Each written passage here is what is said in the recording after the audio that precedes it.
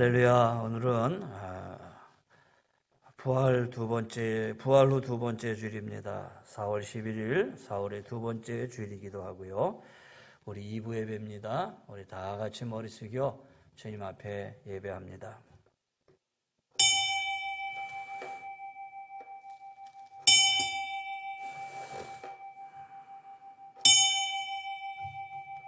신덕철 장로님 나오셔서 기도 인도하시겠습니다. 사랑과 은혜가 충만하신 하나님 아버지, 저는 한 주간에 우리들의 삶을 보호하시고 인도하셨다가 이렇게 또 복된 주일에 저희를 교회로 불러주시고 또 온라인으로 하나님께 경배할 수 있도록 인도하시니 감사합니다. 주님께서 부활하셔서 우리에게 부활의 산소망이 되어주시고 우리가 고단하고 힘든 이 세상이 다가 아니고 하나님 나라의 영원한 것들을 보장받을 수 있도록 이미 그 길을 닦아주시니 참으로 감사합니다. 주님께서 우리를 구원하시되 힘으로 법으로 하지 아니하시고 하나님께서 그 크신 사랑하심과 그 용서하심과 자비하심으로 이 세상을 사랑하시고 우리를 구원하신 그 구원을 생각할 때 참으로 감사할 수밖에 없습니다. 아버지 하나님, 우리가 주님을 따르는 제자들로서 이 세상을 살아갈 때 우리가 힘으로 법으로 행하지 아니하고 경쟁하지 아니하고 주님께서 가르쳐 주신 그 사랑과 자비함으로 이웃을 섬기고 그들에게 하나님의 사랑을 나눌 수 있도록 은혜를 베풀어 주시옵소서.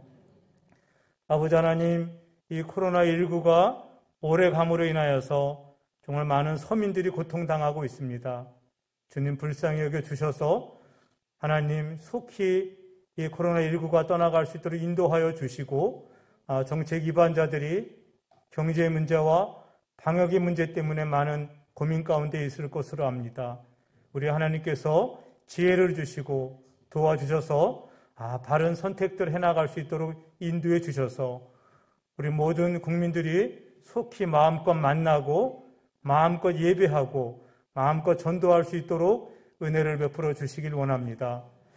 아버지 하나님, 이 땅에 하나님 우리가 살아가면서 나그네가 된 것들을 잊지 않도록 인도하여 주시고 우리가 나그네이기에 더욱이 외로움을 하나님께 가져가길 원합니다.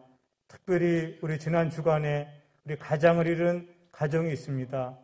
주님께서 우리가 줄 수 없는 하늘의 위로와 평강을 허락해 주시고 특별히 그 자녀들을 축복하여 주셔서 하나님께서 아버지가 되어주시고 그들의 인생이 믿음의 가정으로 하나님께서 허락하신 축복을 누리며 하나님 이 땅 살아가는 동안에 외롭지 않고 더욱 풍요로울 수 있도록 주님 함께하여 주시옵소서. 아버지 하나님, 오늘 이 시간에도 세계 만방에 복음을 전하는 우리 선교사들에서 기도합니다. 주님께서 그 사역이 열매 맺도록 인도하여 주시고 그 외로움과 궁핍함 이겨낼 수 있도록 인도해 주시며 우리 개개인이 또 교회가 그들을 후원하고 지원하기에 부족함이 없도록 우리의 마음을 인도하여 주시기를 원합니다. 아버지 하나님, 특별히 우리 미얀마를 위해서 기도합니다. 하나님, 미얀마의 상황이 더 이상 악화되지 않도록 주님께서 인도하여 주셔서 그 땅의 민주화를 허락하여 주시고 특별히 복음화를 허락하여 주셔서 우리나라가 주님의 은혜로 새로워지고 번영한 것처럼 그 미얀마의 하나님의 사랑이 주님의 사랑에 전달될 수 있도록 은혜를 베풀어 주시고 주님께서 역사하여 주시기를 원합니다. 아버지는 오늘도 주님께서 세우신 우리 종을 통하여 주시는 하나님의 말씀 통하여서 우리가 은혜 받게 하여 주시고 우리가 다시금 이 세상의 가치관이 아닌 하나님의 말씀의 기초로 한 귀한 말씀을 통하여서 우리를 돌아보고 더욱 하나님의 뜻에 합당한 삶 살아갈 수 있도록 인도하여 주시옵소서. 우리를 사랑하시고 부활의 길을 열어주신 예수님 이름으로 기도합니다. 하나님 말씀 요한복음 20장 19절부터 보겠습니다. 이날 곧 안식 후 첫날 저녁 때에 제자들이 유대인들을 두려워하여 모인 곳에 문들을 닫았더니 예수께서 오사 가운데 서서 이르시되 너희에게 평강이 있을지어다. 이 말씀을 하시고 손과 옆구리를 보이시니 제자들이 주를 보고 기뻐하더라. 예수께서 또 이르시되 너에게 평강이 있을지어다. 아버지께서 나를 보내신 같이 나도 너희를 보내노라. 이 말씀을 하시고 그들을 향하사 숨을 내쉬며 이르시되 성령을 받으라. 너희가 누구의 죄든지 사하면 사하여질 것이요 누구의 죄든지 그대로 두면 그대로 있으리라 하시니라. 12제자 중에 하나로서 디두모라 불리는 도마는 예수께서 오셨을 때에 함께 있지 아니한지라. 다른 제자들이 그에게 이르되 우리가 주를 보았노라 하니 도마가 이르되 내가 그의 손에 못자국을 보며 내 손가락을 그의 손자국에 넣으며 내 손을 그 옆구리에 넣어보지 않고는 믿지 아니하겠노라 하니라. 8일을 지나서 제자들이 다시 집안에 있을 때에 도마도 함께 있고 집들이 닫혔는데 예수께서 오사 가운데 서서 이르시되 너에게 평강이 있을지어다 하시고 도마에게 이르시되 내 손가락을 이리 내밀어 내 손을 보고 내 손을 내밀어 내 옆구리에 넣어보라. 그리하여 믿음 없는 자가 되지 말고 믿는 자가 되라. 도마가 대답하여 이르되 나의 주님이시요 나의 하나님이시니이다. 예수께서 이르시되 너는 나를 본고로 믿느냐? 보지 못하고 믿는 자들은 복되도다 하시니라. 아멘. 할렐루야. 하나님의 은혜가 함께 하시는 줄 믿습니다. 지난 주일이 부활주일이었어요. 그래서 사실 우리는 매주가 부활주일이죠.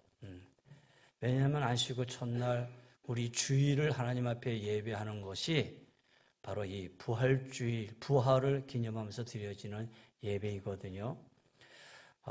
그런데 이제 1년에 한 주를 정해서 우리가 부활절 이렇게 예배를 드리는데 사실 매 주일마다 부활의 설교를 해도 부족함이 없을 것 같아요. 지난주는 바울의 고린도전서 15장, 부활장을 통해서 부활에 대한 변증 논리를 쭉 폈던 바울이 얘기를 했다면 오늘은 이제 부활의 현장에 오신 예수님, 제자들과의 만나신 예수님, 그 모습을 우리 한번 살펴보려고 그래요. 그 중에서도 여러분 오늘은 특별히 도마에 관한 얘기를 하려고 하지요. 여러분 도마 하면은 얼른 생각나는 게 있죠. 여러분 신앙생활 오래 하신 분은 그 의심했던 도마, 의심 이렇게 생각하실 거예요. 맞아요. 오늘 도마, 예수님의 부활에 대해서 의심했던 이 도마에 관한 이 말씀을 한번 살펴보려고 합니다. 그러면 도마가 왜 의심했을까요? 이렇게 물어보면 어떻게 대답하십니까? 도마가 의심을 했던 그 근본적인 이유가 과연 어디 있었을까? 도마가 왜 예수님의 부활을 처음에 믿지 않았느냐? 제자들은 예수님의 부활을 보고 기뻐했다고 그랬는데 왜 도마는 예수님의 부활을 처음에 믿지 아니했느냐? 그 의문에 대한 해답이 오늘 본문에 있어요. 34절 보세요. 자, 12제자 중에 하나로서 디두모라 불리는 도마는 예수께서 오셨을 때에 어떻게 했다고요?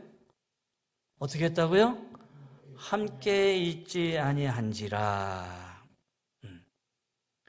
함께 있지 아니한지라. 부활하신 예수님이 오셨을 때 처음에 그 자리에 도마가 함께 있지 않았다. 오늘 성경은 이 말씀을 강조하고 있어요. 자, 그러면 다시 오늘 본문의 19절 올라가서 안식구 첫날에 저녁에 제자들이 유대인들이 두려워서 모였다. 문들을 닫고 모였다. 지금 제자들은 무서운 거예요. 두려운 거예요. 혹시나 유대인들에게 자신들의 신분이 노출되고 발각될까 봐 지금 무서워가지고 모여가지고 문을 꼭꼭 닫고 있었어요. 근데 그때 예수님이 제자들에게 나타나셔요. 그러면 부활하신 예수님을 본 이 제자들이 20절에 보니까 기뻐했다. 너무 기뻐한 거예요.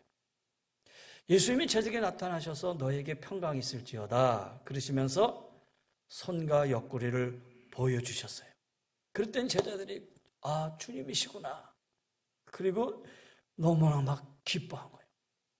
여기 그냥 기뻐하더라라는 이런 말로 그냥 써 있지만은 예수님의 부활을 전혀 기대하지 않았던 이 제자들. 예수님께서 십자가상에서 돌아가신 후에 칠흑 같은 절망감 속에 빠져있던 제자들.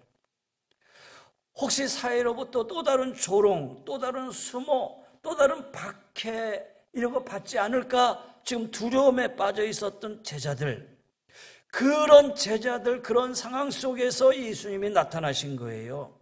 그러니 제자들이 그 경악과 놀라움을 무엇으로 설명할 수 있겠어요? 기뻐하더라라고는 써 있지만은 우리가 보는 이 말씀 그 이상이겠죠. 아주 놀라움과 경악함. 이야, 아마 그들의 기쁨과 놀라움 속에는 이제 우리 살았다 그런 것이죠. 우리는 이제 살았다. 그런데 문제는 그 놀라운 현장에 도마가 없었어요. 다른 동료들, 제자들은 다 있었는데 왜 그 자리에 도마가 없었느냐라는 사실이에요. 다른 제자들과 함께 있지 않았느냐라는 거예요. 옛날 청도교들 아시죠? 청교도들이 생활신조 가운데 이런 신조가 있다 그래요. 어떤 집회에도 빠지지 않는다. 어떤 집회에도 빠지지 않는다.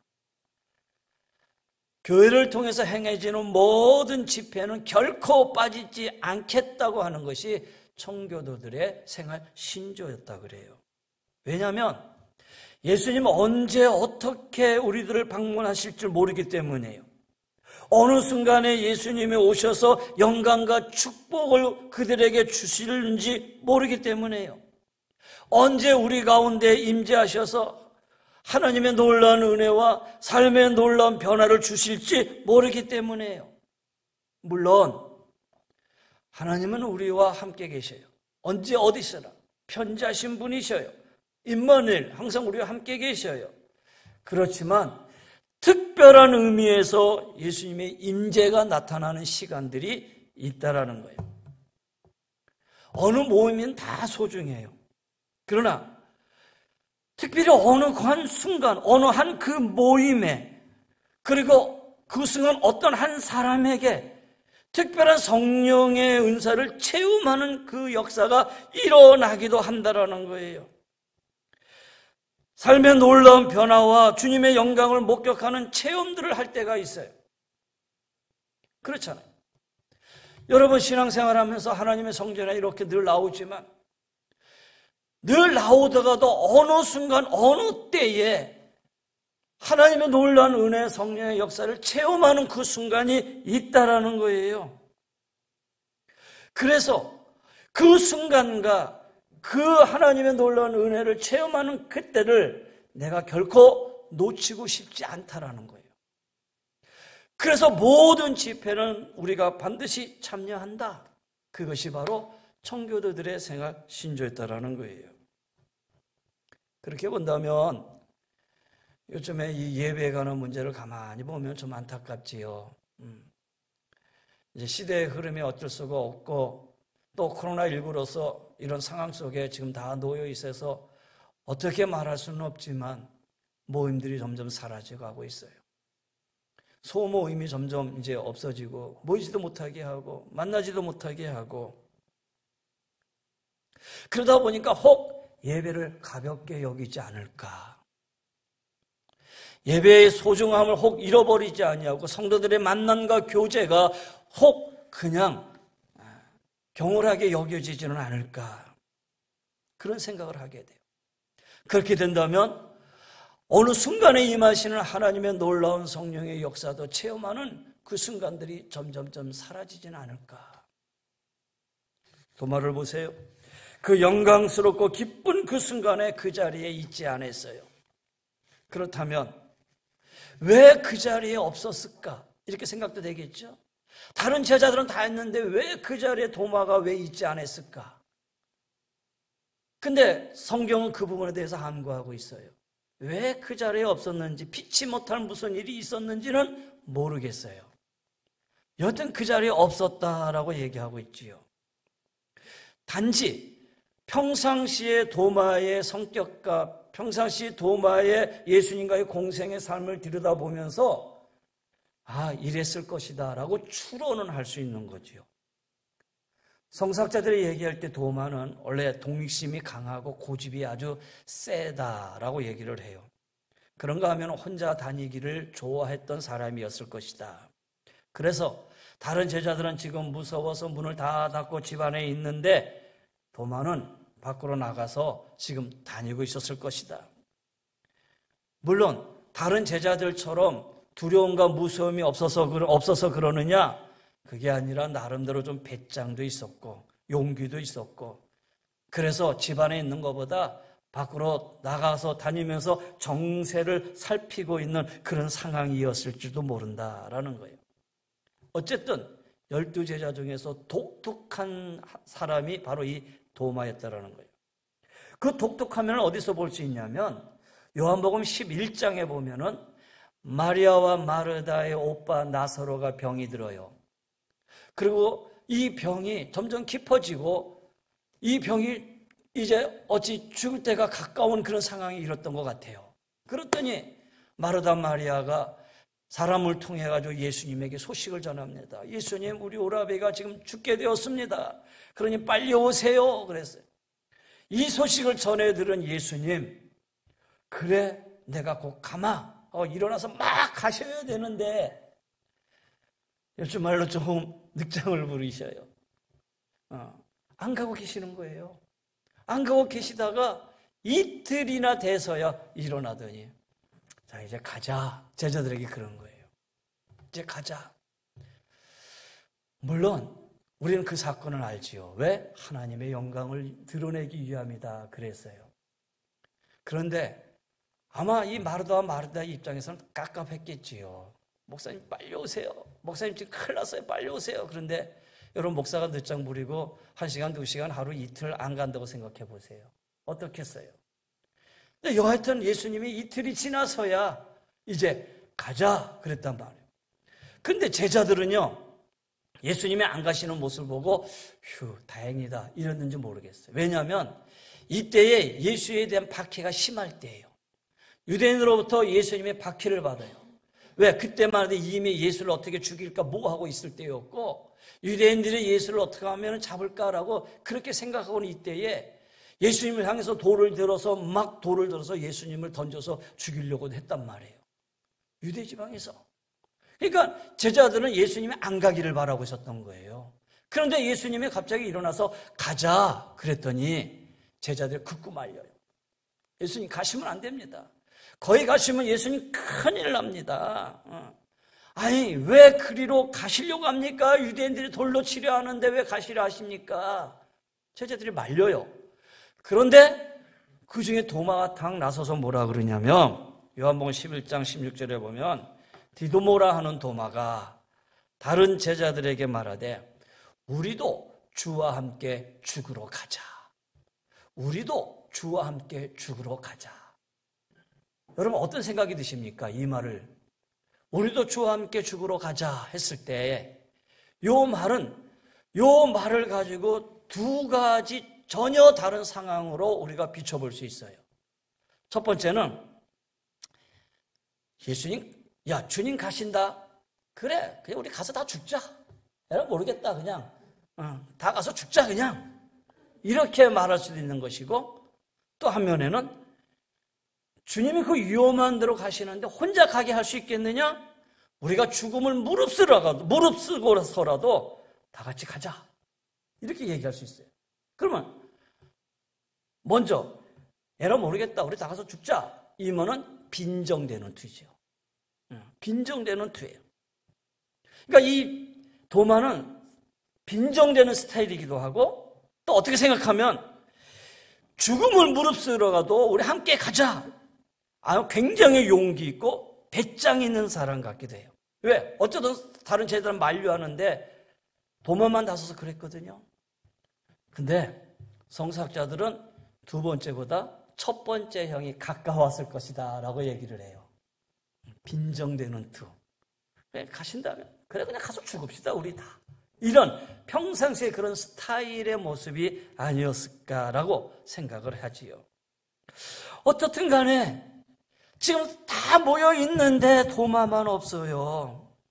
그러면 도마에게 있어서 이 순간은 굉장히 불행한 순간이었어요. 왜? 그날 거기에 나타나셨던 부활의 예수님을 만나는 영광스러운 축복을 놓쳤기 때문이에요. 그러면 히브리서 10장 25절에 보면은 히브리서 저자가 한 말을 우리가 기억해야 돼요. 모이기를 패하는 어떤 사람들의 습관과 같이 하지 말고 오직 권하여 그날의 가까움을 볼수록 더욱 그리하자. 여러분, 마지막이 될수록 모이기를 패하는 일에 동조하지 말라는 거예요. 마지막이 올수록 더욱 모이기에 힘써야 된다는 거예요. 그러면 오늘 이 예배의 모임 우리가 소중히 여겨야 돼요. 우리 방송으로 보는 우리 성도님들도 계시지만은 죄송하지만 이왕이면 방송 볼 거 저 2층에 와서 방송 보면 안 될까? 이런 생각도 하게 돼요. 같은 마음의 자세지만 하나님의 성전에 와서 예배드리는 자세하고 그렇잖아요. 우리가 아무거나 흩어져서 예배드리는 자세하고 예배는 똑같아요. 우리 방송 보신 분들도 똑같이 예배를 드리고 있다고 봐요. 그러나 예배에 대한 기대감, 예배에 대한 사모함, 말씀에 대한 기대감, 말씀에 대한 은혜, 이걸 측면에서 볼 때는 어느 것이 더 많을까요? 그렇잖아요. 그래서 모임 자체가 중요하다라는 거예요. 그리스도인의 모임에는 중요한 의미가 있어요. 왜? 그 모임을 통해서 우리가 이 주님을 만날 수 있다라는 거예요. 그래서 마태복음 18장에 보면 두세 사람이 내 이름으로 모인 곳에는 나도 그들 중에 있느니라. 아니 두 사람이나 세 사람 아주 작은 단위인데도 그렇게 믿음의 사람들만 모여도 그 안에는 내가 있다. 내가 그들과 함께 있겠다. 이 말은 뭐예요? 우리가요 두세 사람 모이고 성도들이 모이면 여러분 그냥 잡담하고 농담하고 얘기하다 끝납니까? 아니잖아요. 구행예배 모이면 뭐합니까? 찬양이 있고 기도가 있고 말씀이 있고 그렇잖아요. 서로를 위한 중보가 있고 그리고 그 안에서 성도의 그리스도의 사랑으로 성도를 나누고 교제를 나누고 세상적인 만남과 모임하고는 전혀 다르다라는 거예요. 그리스도의 이름으로 모이고 그리스도의 이름으로 기도하고 그리스도를 찬양하고 그리스도의 말씀을 높이고 그래서 주님이 내가 그들 중에 있겠다라고 약속한 거예요. 우리가 여러분 개인적으로 기도할 때도 마찬가지예요. 그렇잖아요. 우리가 새벽에 오시는 성도님들도 있고 이제 함께 기도하고 있지만 여러분 집에서 개인적으로 새벽에 기도하는 거와 하나님 성전에 와서 기도하는 거하고 물론 기도로 할 땐 똑같아요. 근데 마음의 자세는 달라요. 안 그렇습니까? 여러분 늘 오는 교회지만 내가 있는 곳에 기도하는 거고 내가 마음을 먹고 하나님의 성전에 나와서 기도하는 거는 다르다라는 거예요. 전혀 다른 느낌을 갖는다라는 거예요. 그런 의미에서 모임은 중요해요. 모임은 중요해요. 지금은 이제 이 코로나 상황 속에서 20%, 10% 이렇게 얘기하고 있지만 여러분 어느 한순간에 이 모임이 우리가 모이자 할 때는 여러분 그때는 적극적으로 모여야 돼요. 왜? 그 안에 주님이 계시기 때문이다라는 거예요. 그러면 왜 우리가 이런 모임에 대해서 우리 마음이 점점 식어지고 있을까? 기대감과 사모감이 점점 사라지기 때문이지요. 여러분 기대감을 가지고 사모함을 가집시다. 목사가 하는 설교 명설교가 되지 못해서 여러분의 마음에 움직임을 주지 못한다 하더라도 여러분이 목사의 설교가 하나님의 말씀이라고 믿어진다면 여러분 그래도 그 말씀에 기대감과 사모감을 가지고 나오면 똑같은 말씀이라도 은혜가 된다라는 거예요. 무슨 얘기냐? 예수님이 기적을 행하시는데 유독 어디서 나사렛에서만 기적이 없어요. 왜 나사렛에서 기적을 안 행했을까요? 나사렛은 예수님이 자라나신 고향이에요. 근데 예수님의 기적이 나사렛에서는 행하지 않았다라는 거예요. 이유는 예수님이 기적을 행해도 나사렛 사람들이 믿지 않았다고 그랬어요. 왜 그래요? 어릴 때부터 자라나던 예수님, 저 예수 목수의 아들인데 예수에 대한 기대감이 없어요. 예수에 대한 사모감이 없어요. 그러니 거기서 기적을 행한 듯, 기적을 일으킨 듯 그들이 믿게 안 되잖아요. 그래서 유독 나사렛은 예수님의 기적이 없었다라는 거예요. 여러분 이 시간에 어떤 마음으로 나오든지 간에 여러분 지금으로부터도 말씀과 그 다음에 예배에 대한 하나님에 대한 기대감을 가지시기를 바랍니다.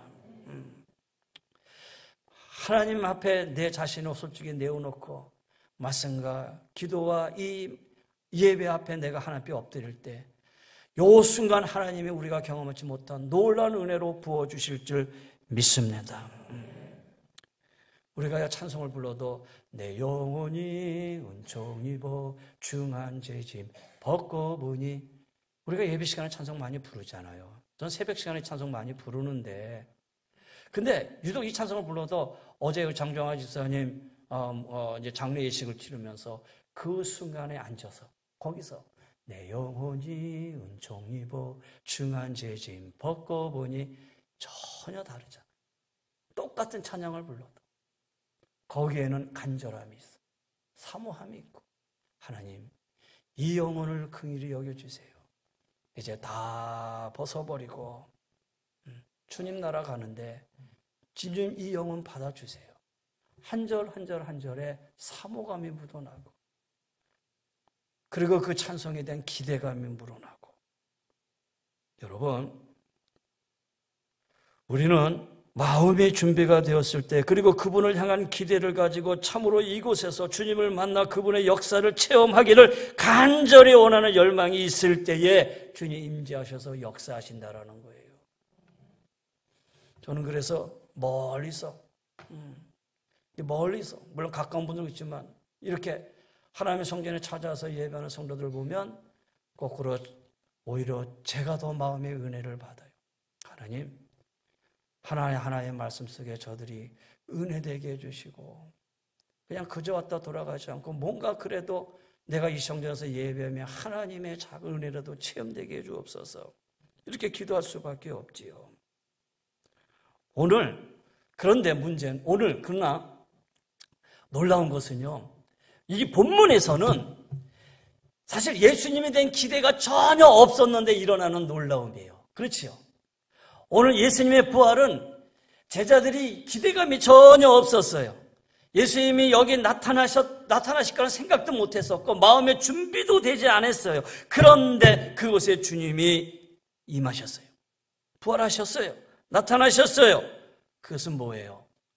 너희들이 준비되지 않고 너희들의 기대감이 없어도 주님은 그 제자들을 사랑하는 주님의 사랑의 마음이었다라는 거예요. 그런데 어떤 이유인지 모르지만 그 자리에 도마가 없었다. 그리고 그 다음에 이제 26절에 가서 보세요. 8해를 지나서 제자들이 다시 집 안에 있을 때에 도마도 함께 있고 여기서는요 도마도 함께 있고라고 강조하고 있죠. 24절하고 26절 요 사이가 도마가 있고 없고의 차이잖아요. 그런데 그 사이 25절 보면요 물론 이 사이가 8해의 사이긴 하지만 제자들이 도마에게 얘기합니다. 야 도마야 예수님 나 만났어. 그냥 도마가 뭐라 그러냐. 야 나는 예수님 손에 넣어보고 옆구리에 만져봐야 내가 믿을 수 있지. 나는 믿지 않겠다.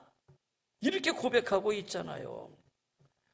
여러분 처음에 나타났을 때 있지 아니했던 도마 근데 예수님은 그 도마를 그래도 다시 한번 기억하셔서 그 사랑하는 도마에게 또 한 번의 기회를 주셔요. 그리고 도마가 있는 그 자리에 오늘 주님이 나타나신 것이죠. 이건 뭡니까? 주님 우리를 사랑하셔요. 어떻든 간에 하나님 우리를 사랑하셔요. 이 자리에 있든 없든 하나님 여러분 한 분 한 분을 끝까지 사랑하기를 원하시고 계신다라는 거예요. 자, 오늘 도마에 관한 얘기니까 그 다음 보세요. 도마가 나는 믿지 않겠다. 여러분 믿을 수 없다라는 말하고 믿지 않겠다라는 말하고 여러분 차이가 어떻게 납니까? 믿을 수 없다. 믿지 않겠다. 이 말은 믿을 수 없다라는 말은 단순한 회의, 의심. 그러나 믿지 않겠다. 이 말은 불신앙. 사실 도마에 대해서 의심 있는 도마라고 했지만 오늘 본문에 보면 믿지 아니하겠노라. 이 말은 의심의 차원을 넘어서 지금 도마의 불신앙이에요. 그렇지 않습니까? 불신앙의 표현이었다라는 거예요. 그런데 사실 예수님은 의심 가지고는 야단치지 않으셨어요. 우리가 신앙생활하면서 의심 한번 안 해보고 회의 한번 안 해본 사람이 있습니까?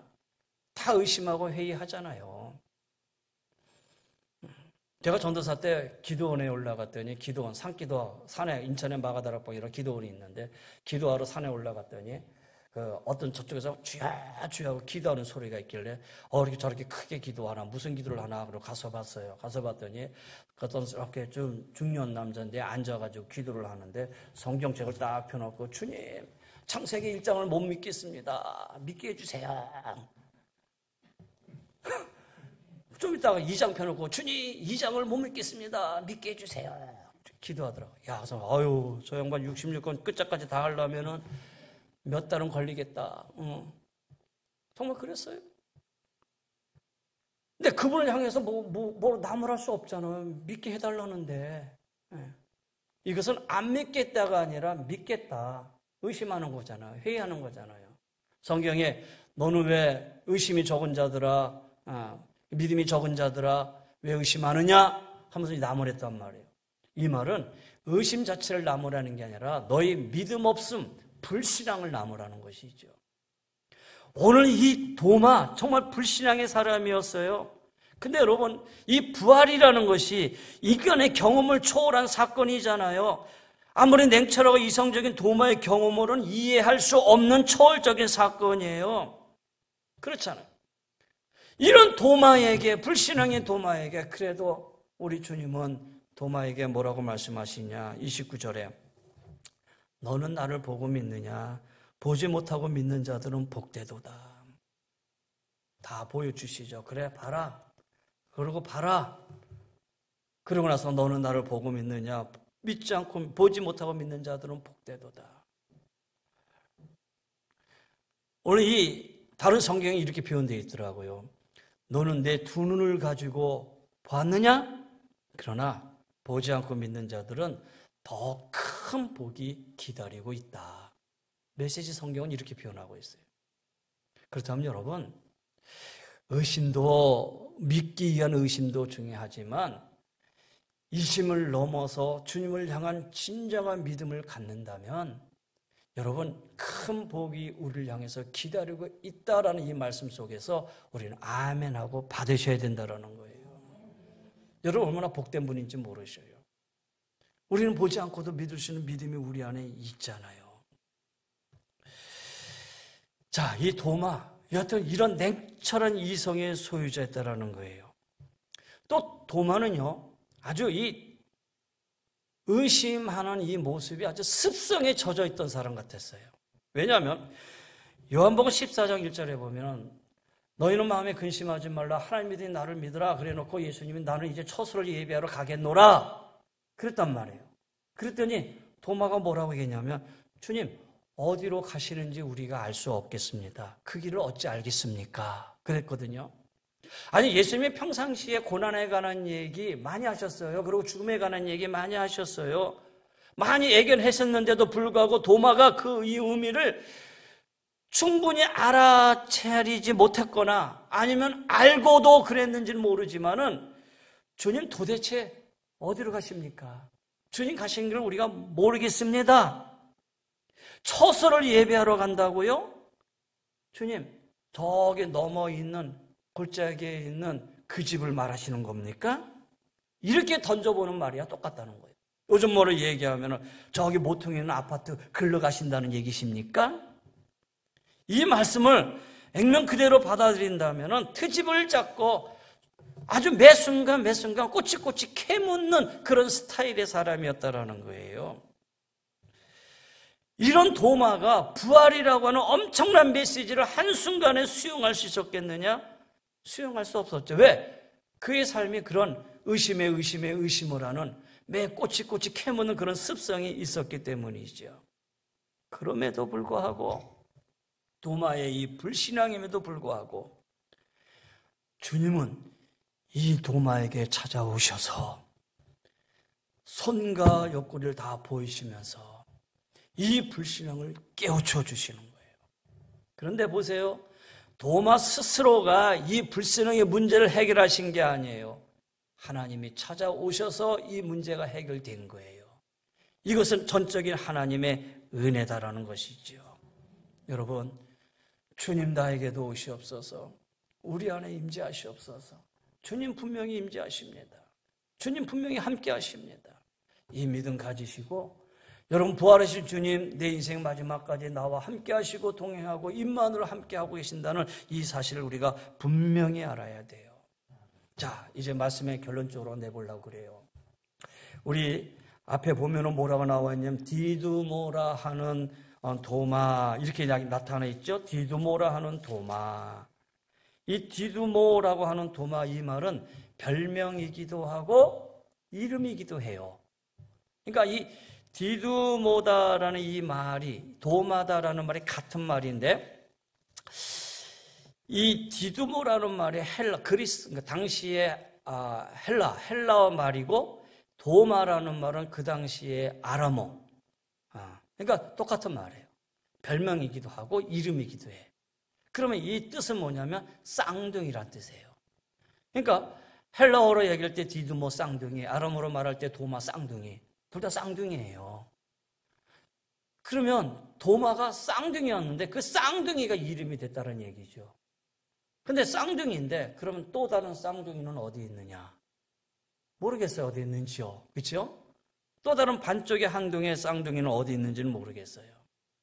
그러나 디두모라 하는 이 도마, 쌍둥이라고 했을 때 여기서 우리는 이 도마의 이름을 통해서 나에게 주어지는 하나님의 주시는 메시지는 또 뭘까라는 생각을 해본다면 도마의 다른 반쪽이 과연 내가 아닐까?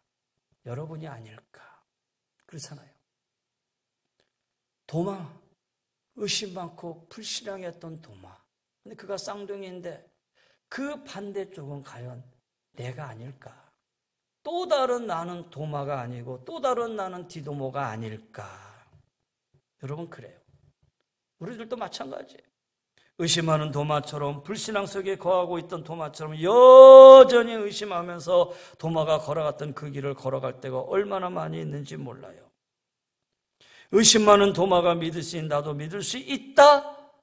사실 그 말씀을 우리에게 주시기 위해서 주님은 도마에게 나타나셔서 두 번이나 나타나셔서 도마의 믿음 없음을 깨우쳐 주는 것이죠. 여러분, 예수님께서 도마야 내 손을 봐라, 도마야 내 발을 봐라, 내 옆구리를 봐라 그랬을 때에 여러분 도마가 손을 넣어봤을까요? 안 넣어봤을까요? 예수님 옆구리에 손을 넣었을까요? 안 넣었을까요? 예? 우리가 얼른 말씀을 통해서 볼 때는 넣어본 것 같은데 오늘 성경에 보면은 안 넣었어요. 그렇잖아요. 터치하지 않았어요. 손을 넣어봤더니 기록이 없어요. 왜냐? 주님의 엄연한 부활하신 이 사실 앞에 그렇게 의심 많고 그렇게 빈정되고 그렇게 꼬치꼬치 캐묻던 도마였다 하더라도 그 주님 앞에 엎드릴 수밖에 없는 거예요. 어디 나서서 그래요, 내가 한번 보겠습니다, 만져보겠습니다 못한 거예요. 그 앞에 엎드려서 뭐라 고백합니까? 도마가 대답하여 이르되 나의 주님이시요 하나님이십니다. 어디에도 도마가 예수님의 손과 옆구리를 만져보았다는 기사가 없어요. 그러나 예수님이 나타나신 그 사실만으로도, 그 말씀을 듣는 것만으로도 이제 도마의 모든 의심이 다 사라지고 그 앞에 나타났을 때는 예수님을 향해 엎드리면서 나의 주 나의 하나님. 근데 문장도 채 끝내지 못해요. 그렇죠? 이 뒤에 뭐 멋있는 말들이 계속 나와야 되잖아요. 근데 그 문장도 제대로 끝나지 못하고 그냥 서두로 나의 하나님, 나의 주님, 그리고 그냥 끝났다라는 거예요. 얼마나 경이스럽겠어요. 얼마나 놀랍겠느냐라는 거예요. 이제 주님만이 나의 하나님이십니다. 주님만이 나의 주님이십니다. 이 사실을 도마가 이 순간에 깨달을 수밖에 없었다라는 거예요. 자, 이제 말씀을 정리하면 사랑하는 성도 여러분, 오늘 이 땅에 우리는 무엇으로 살아야 되냐? 믿음으로 사시기를 바랍니다. 믿음으로 사십시다. 하나님의 사람은 언제 어딘지 믿음 중심이 되셔야 돼요. 믿음으로 산다는 것은 아직 이 땅 위에 증거되지 않는 것을 증거하며 살아가는 것이고요. 하나님의 사람은 주의 영이 함께 하시는 곳에는 언제나 초자연적인 기사와 이적이 나타나는 것을 믿는 것이고요. 그래서 나의 믿음 없음을 하나님 앞에 솔직히 고백하고 그 믿음으로 하나님 나에게 주신다면 이 믿음으로 하나님을 기쁘시게 하게 살겠습니다라고 고백하시고요. 믿음이 없이는 결코 하나님 앞에 설 수 없다는 사실을 분명히 아시고 믿음 없는 자가 되지 말고 믿음 있는 자가 되셔서 나머지 여러분의 신앙의 삶 속에 믿음으로 승리하며 사시기를 바랍니다. 사람들은 이성주의로 살려고 그러고 과학 중심으로 살려고 그러고 개인 중심으로 살려고 그러지만 우리 그리스도인들은 믿음 중심으로 사셔야 돼요. 믿음으로 하나님이 우리를 인도하시고 이끄시고 함께 하신다는 사실을 분명히 깨닫고 이제 부활 두 번째 주일 나는 하나님 나의 주님이십니다라는 도마의 고백이 나의 고백이 되셔서 철저하게 믿음 안에서 승리하며 살아가는 우리 성도님들이 다 되시기를 주의 이름으로 간절히 권면하며 축원합니다. 기도하십시다. 이제는 우리 주 예수 그리스도의 은혜와 우리 하나님의 그 무한하신 사랑하심과 성령님의 감화감동 변료인도 충만하여 주시며 나의 하나님 나의 주님이시여 도마의 고백이 나의 고백이 되기를 원하며 믿음으로 하나님을 기쁘시게 하며 살아가기를 원하는 우리 사랑하는 귀한 성도님들 위해 가정 위에 삶의 터전 위에 머릿속에 성도님들 한 분 한 분 위에 영상으로 함께하고 있는 우리 성도님들 모두 위에 더 나아가 하나님 우리 모든 성도님들 우리 은혜제일교회 공동체 위에 이 나라 이 민족 위에 주 은혜가 영원히 항상 함께하여 주시기를 간절히 축원하옵나이다. 아멘.